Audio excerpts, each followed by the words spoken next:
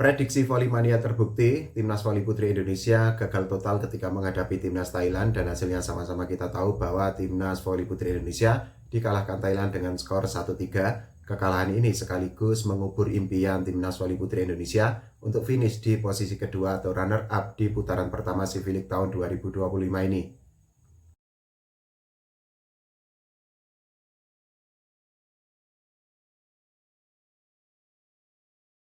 Oke teman-teman, ketemu lagi kita ngobrol santai-santai tentang Timnas Voli Putri Indonesia yang tadi bermain melawan Timnas Thailand di pertandingan kedua CV League tahun 2025.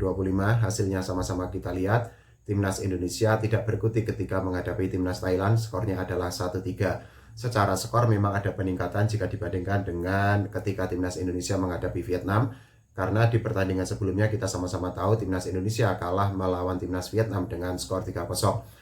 Ini ada catatan yang sangat menarik karena apa?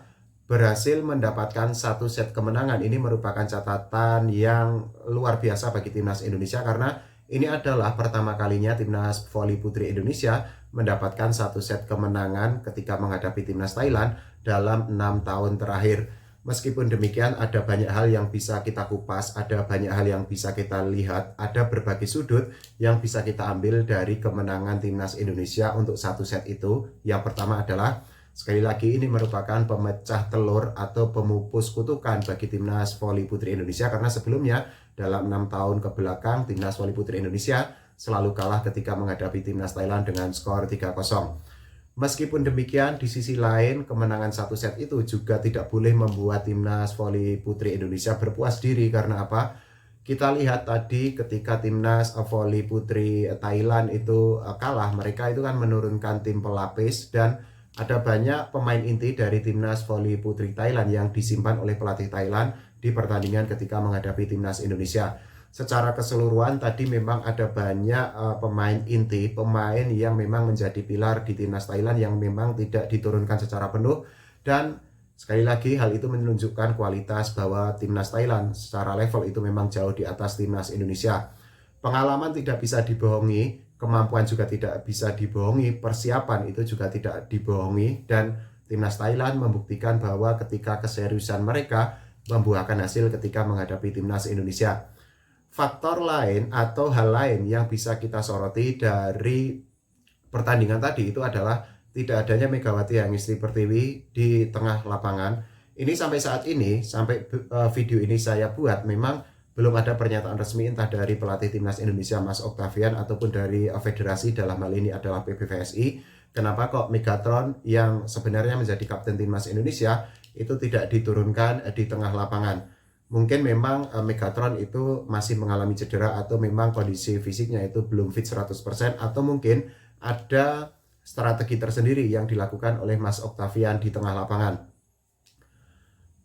Hal lain yang bisa kita soroti dari kekalahan Timnas Indonesia tadi itu adalah kita bisa melihat bagaimana, ini menurut POV saya sendiri dan mungkin banyak volley-mania yang setuju bahwa ada sesuatu yang memang diutak-atik oleh Mas Octavian sebagai pelatih Timnas Indonesia, dan beberapa strategi yang dijalankan oleh Mas O itu ternyata tidak bisa works atau tidak bisa bekerja secara maksimal di tengah lapangan. Salah satu contohnya adalah ketika Mas Octavian itu justru melakukan rotasi ketika Timnas Indonesia sedang leading saat menghadapi Timnas Thailand.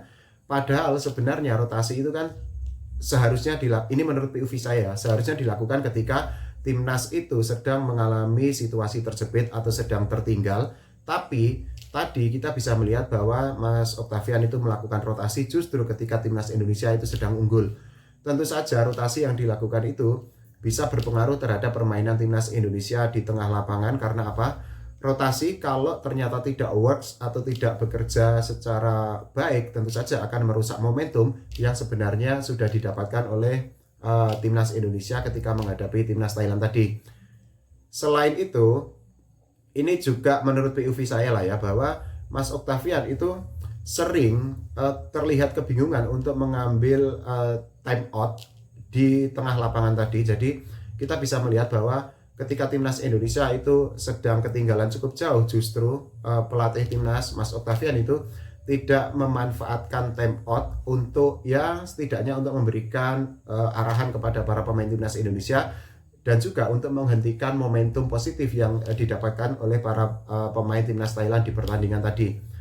Tidak hanya itu, kita juga bisa melihat bahwa permainan timnas Indonesia, ini saya belum ada statistiknya ya, karena memang saya belum nyari, belum browsing di situs FVC. Tapi kita bisa melihat bahwa permainan timnas Indonesia meskipun menurunkan komposisi yang seperti tadi dan tidak ada Megawati Hangis Pertiwi, kok saya merasa bahwa sudah ada chemistry yang sangat baik. Ini bukan berarti menyalahkan Megatron ya, enggak, tapi memang kalau kita bisa melihat tadi justru daya juang para pemain timnas voli putri itu terlihat jika dibandingkan ketika menghadapi timnas Thailand. Kalau ketika menghadapi timnas Vietnam, ketika menghadapi timnas Vietnam kemarin kita bisa melihat seolah semua pemain itu lemas, meskipun ada dua pemain yang mendapatkan double digit, yaitu Arcela Nuari yang mencetak 11 poin dan juga ada Megatron yang kemarin mencetak 10 poin.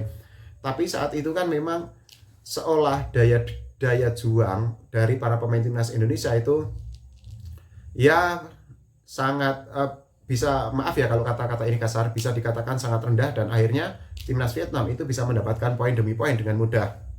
Tapi tadi kita bisa melihat bahwa ya ada energi yang lebih besar dari para pemain timnas Indonesia, dari Sheila Bernadetta, dari Tisha Amalia, kemudian dari para pemain lainnya, dan ya ini merupakan catatan yang sangat baik. Bahkan mungkin kita bisa melihat atau kita sudah bisa meraba-raba atau memprediksi beberapa pemain yang sebenarnya sangat layak untuk masuk menjadi pemain inti atau menjadi line up utama dari timnas Indonesia, khususnya kalau kita menghadapi leg kedua atau bahkan yang paling dekat ketika kita harus melawan timnas Filipina besok. Di sisi lain, kekalahan tadi juga sekaligus mengubur impian timnas Indonesia untuk bisa finish di posisi kedua di putaran pertama Civic tahun 2025 ini, dan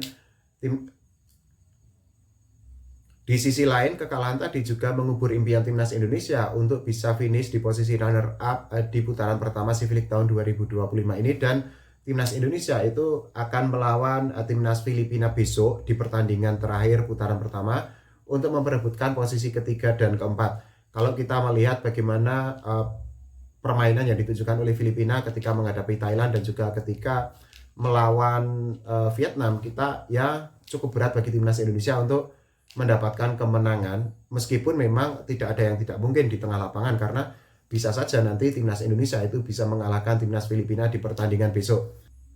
Selain itu, kita juga bisa ya sekali lagi menyimpulkan bahwa memang timnas Indonesia yang putri itu kan memang sudah tertinggal sangat jauh dengan timnas Thailand. Tadi kita bisa melihat bahwa ketika timnas Thailand menggunakan pemain cadangan, juga timnas Indonesia itu sangat keteteran, sangat kedodoran. Sekali lagi memang level kita itu memang terpaut sangat jauh dengan timnas Thailand.